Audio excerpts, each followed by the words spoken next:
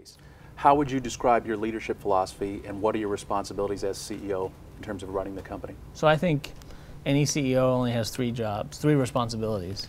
In each of these, there's a lot of things. One is to make sure the company's going in the right direction, and that's all about strategy. Two is to make sure the environment is one that people can do their jobs to the best of their ability, and that's about culture. And the last is to deal with bad news. I think my number one job and responsibility is to deal with bad news. I'm a big believer that good news takes care of itself. If Landon Donovan gets a new contract that's the richest in the history of soccer, I probably had very little to do with that, and I have very little to add to that. You know, if we have a client who has a real problem, that usually bubbles up to me. If we've screwed something up, that bubbles up to me. If an employee has done something bad, that usually bubbles up to me. If we've got a business that's not operating well, that's something I need to know about.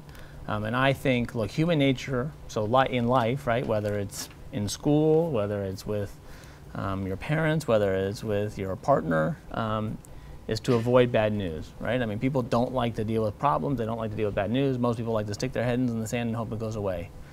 And one of the great things I did learn from my grandfather is that he was a big believer of, and I think time has proven him right, is that bad news usually gets worse. Bad news does not get better on its own. And so I think if you think about the successful people and these successful companies in the world, my view is that they are that successful because they are better at anticipating and learning from and processing and communicating and dealing with problems. Because it's not about how good they are at dealing with good news. I promise you that. Because frankly, they're all the same.